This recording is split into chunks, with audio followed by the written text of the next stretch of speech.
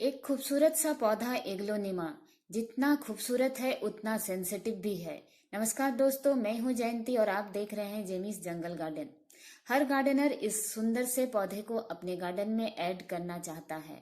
हम जब भी नर्सरी जाते हैं सबसे सामने हमें यही पौधा देखने को मिलता है। हम इसे शौक से लेकर भी आते हैं, लेकिन कुछ ना कुछ गलतियां ऐसी हो जाती है कि हमारा प्लांट ज्यादा दिन तक नहीं बना रह पाता है। इस पौधे को अगर आप अपने गार्डन में चाहते हैं सालों साल बनाए रखना, तो आपको कुछ छोटी छोटी बातों का ख्याल रखना होगा। मेरे भी ये पौधे पहले चलते नहीं थे, लेकिन पिछले 2-3 सालों से मैंने पाया कि अब ये पौधे धीरे धीरे मैं इनको समझने लगी हूँ। इस पौधे की सबसे बड़ी समस्या यही है कि इसे ओवर वाटरिंग बिल्कुल भी पसंद नहीं होती है। इसके जो रूट्स होते हैं बिल्कुल मोटे मोटे से, जिसे अगर आप हाथ से प्रेस करें तो देखिएगा उसमें थोड़ा पानी की तरह निकलता है। तो ऐसे जो पौधे होते हैं इन्हें ज्यादा पानी बिल्कुल पसंद नहीं होता है। इसलिए इसका सबसे अच्छा उपाय है, जब भी लगाएं इन्हें छोटे से छोटे पॉट में लगाएं। छोटे पॉट में पौधे लगाने से ओवर वाटरिंग का खतरा बिल्कुल भी नहीं रहता है। मैंने इन सभी पौधों को जब नर्सरी से लेकर आई थी और उसके बाद जब मैंने इसे रिपोर्ट किया, तो बिल्कुल जो नर्सरी की जो काले रंग की जो पोट होती है उसमें नीचे बहुत सारे होल बने होते हैं।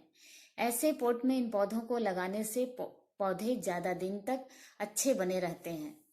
ये जो पोट होते हैं इसके नीचे में बहुत सारे होल बने होते हैं, इसलिए इसके नीचे मैंने थर्मोकोल के छोटे छोटे कुछ टुकड़े डाल दिए और उसके ठीक ऊपर में मैंने अपने पॉटिंग सॉइल को डालकर अपने पौधे को लगाया।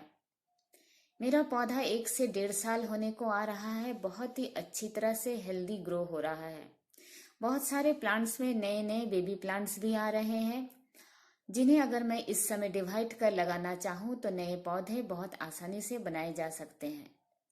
इन सभी पौधों में भी कुछ एग्लोनिमा की वैरायटी ऐसी है जो बहुत ही आसानी से चल जाती है, लेकिन कुछ वैरायटी ऐसी है जिसे थोड़ा सा समय लगता है आपके गार्डन में सेट होने में। ये जो पिंक वाला है ये प्लांट तो बहुत अच्छा है। पिंक वेलेंटाइन एग्लोनिमास इसे कहते हैं। सभी पौधे के अलग अलग नाम है, लेकिन इन सभी का नाम मुझे याद भी नहीं रहता है। और ये जो सबसे पहले ये जो एग्लोनिमा आप देख रहे हैं, मुझे लगता है मेरे गार्डन में जितने भी हैं उसमें ये सबसे ज्यादा लो मेंटेनेंस में चलने वाला है।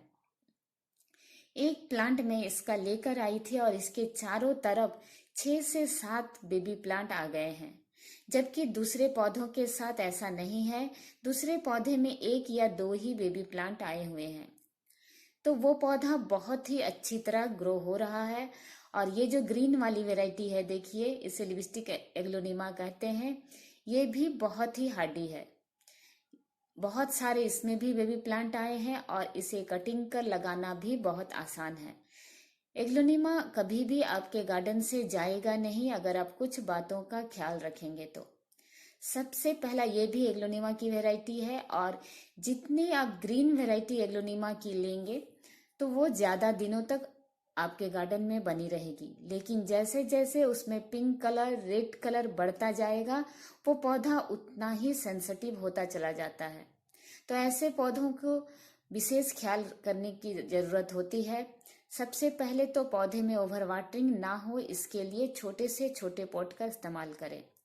नर्सरी पॉट बहुत अच्छी होती है, मिट्टी के पॉट का भी इस्तेमाल कर सकते हैं, पर इन पॉट्स में बहुत ज्यादा होल बने होते हैं, इसलिए मुझे बहुत ही अच्छे लगते हैं एग्लोनिमा के लिए। और देखिए ये जो है ये है फंगीसाइड। महीने में एक बार अपने सभी एग्लोनिमा के पौधों में आधा चम्मच 1 लीटर पानी में घोलकर सभी पौधों में स्प्रे करें। उसकी जड़ों में भी डालें और उसकी पत्तियों में भी डालें। ऐसा करने से किसी भी तरह का फंगस नहीं लगेगा आपके पौधे में, और ये सालों साल इसी तरह बने रहेंगे। साल में एक बार अपने पौधों को रिपोर्ट करें। अगर बहुत सारे बेबी प्लांट्स आ गए हैं तो उन्हें किसी दूसरे पॉट में शिफ्ट करें। पौधे अगर रूट बाउंड हो जाते हैं तब भी उनमें नई ग्रोथ नहीं आती है। देखिए ये जो प्लांट है इसमें कितना खूबसूरत सा वेरिगेशन है। तो जिन पौधों में जितना अच्छा वेरिगेशन होता है उसे अगर अच्छी लाइट में आप नहीं रखेंगे तो भी उनका वेरिगेशन कम होता चला जाता है। ऐसे भी एग्लोनिमा को डायरेक्ट सनलाइट पसंद नहीं है। मेरे ये सारे पौधे ग्रीन नेट के नीचे रहते हैं, इसलिए भी ये बहुत ही हेल्दी ग्रो होते हैं। इन पौधों के लिए सबसे अच्छा होता है जो आप मिट्टी बनाएंगे उसमें आप 50% या फिर 60% गार्डन सॉइल लें, 30% कंपोस्ट लें और इसमें जो सेंड मिलाएं, बाकी 10% इसमें आप सेंड मिलाएं। इसमें जो आप कंपोस्ट लेंगे उसमें बर्मी कंपोस्ट लें तो सबसे बेहतर होता है। वैसे मैं अपने सभी पौधों के लिए गोबर की खाद या फिर पत्तियों की या किचन वेस्ट से जो खाद बनती है उसका इस्तेमाल करती हूँ, लेकिन एग्लोनिमा के पौधों में मैं कोई रिस्क नहीं लेना चाहती हूँ, इसलिए मैं बर्मी कंपोस्ट का इस्तेमाल करती हूँ। और ये जो आप देख रहे हैं ये है NPK बैलेंस NPK 19-19-19।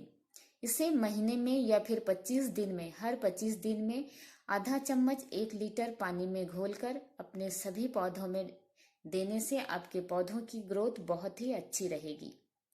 फर्टिलाइजर देने का भी एक खास समय होता है, सुबह के समय में देना बहुत ही अच्छा होता है। और तेज जब गर्मी पड़ती है तब हम अपने पौधों में फर्टिलाइजर नहीं देते हैं, यानी कि मई जून के महीने में पौधों को फर्टिलाइजर ना करें। करना है उसका सबसे सही समय होता है ये फरवरी, मार्च, अप्रैल ऐसे समय में। और विंटर में भी ये पौधे डोरमेंसी में रहते हैं, उस समय भी इनमें फर्टिलाइजर हम नहीं देते हैं। यानी साल में सिर्फ 3 से 4 महीने ही फर्टिलाइजर देने की जरूरत पड़ती है। मॉनसून में भी ये पौधे इतने अच्छे ग्रो होते हैं कि आपको फर्टिलाइजर देने की जरूरत ही नहीं पड़ेगी। ऐसा नहीं कि कोई रूटीन है हर 15 दिन में और पूरे 12 के 12 महीने, ऐसा बिल्कुल भी नहीं है। बिल्कुल लो केयर में चलते हैं ये सारे पौधे। ज़्यादा अगर हम केयर करते हैं तभी ये पौधे खराब होते हैं। सिर्फ कुछ बातों का ध्यान रखें। सबसे पहले छोटे पॉट का इस्तेमाल करें ताकि ओवर वाटरिंग ना हो। सेकंड नंबर पर महीने में 1 बार फंजीसाइड जरूर से डालें। थर्ड नंबर बैलेंस NPK अपने पौधों में हर 20 से 25 दिन में डालें। और अपने पौधों को डायरेक्ट सनलाइट में कभी नहीं रखें, बिल्कुल छाया वाली जगह पर भी नहीं, जहां ब्राइट लाइट मिले। मेरे ये पौधे खुले आसमान के नीचे ग्रीन नेट के नीचे रहते हैं, इसलिए बहुत ही हेल्दी ग्रो होते हैं। इन छोटी छोटी बातों का ख्याल रखेंगे तो आपके भी पौधे इसी तरह हेल्दी ग्रो होंगे। एक प्लांट लगाएंगे और देखते ही देखते ढेरों बेबी प्लांट आ जाएंगे, कोई भी पौधा खराब नहीं होगा। पहले मेरे भी बहुत सारे प्लांट्स खराब होते थे, लेकिन जब आप किसी पौधे को रखना शुरू करते हैं तो रखते रखते उनके बारे में आपको बहुत सारी जानकारी खुद से होने लगती है। आखिर ऐसी क्या वजह होती है कि बड़े पॉट में ये पौधे खराब होते हैं, छोटे में नहीं होते हैं? जब तक आप पौधे को अपने पास रखेंगे नहीं, आपको पता ही नहीं चलेगा। आप एग्लोनिमा की सभी वैरायटी को रख सकते हैं, लेकिन अगर आप बिगनर्स हैं तो जितनी ग्रीन कलर की वैरायटी होती है जिसमें रेड और पिंक कलर कम हो, ऐसे एग्लोनिमा का चयन करें। थोड़े एक्सपर्ट हो जाने के बाद ही दूसरे सुंदर सुंदर कलर्स जो मिलते हैं, मैंने तो गोल्डन कलर के भी एग्लोनिमा के पौधे देखे हैं, थोड़े पीले रंग के बहुत ही सुंदर लगते हैं। उन सबको भी आप धीरे धीरे अपने गार्डन में ऐड करें। लेकिन ये जो वैरायटी आप देख रहे हैं इस समय, इसे तो गार्डन में जरूर से ऐड करें, चाहे आप बिगनर्स हैं या फिर बहुत सारे पौधे आप रखते हैं। आप सभी के लिए ये प्लांट बहुत ही अच्छा है। कोई केयर नहीं है इन खूबसूरत से पौधों की। हम बेकार में डरने लगते हैं कि हमारे प्लांट खराब हो जाएंगे। छोटी छोटी बातों का ही हमें पता नहीं होता है। अगर आपको ये मेरे वीडियोस पसंद आते हैं तो प्लीज़ मेरे चैनल को लाइक, शेयर और सब्सक्राइब करना ना भूलें। मुझसे जुड़े रहने के लिए बेल आइकन को भी प्रेस करें और आप भी ऐसे खूबसूरत से पौधों को अपने गार्डन में ऐड करें। कोई घबराने की बात नहीं है।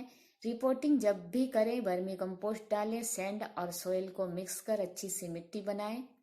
पौधे को ब्राइट लाइट में रखें, छाया वाली जगह में भी नहीं और सीधे खुले आसमान के नीचे भी नहीं। और फंजीसाइड का इस्तेमाल करें, NPK डालें महीने में 20-25 दिन में। आपका भी पौधा ऐसे ही हेल्दी ग्रो होगा।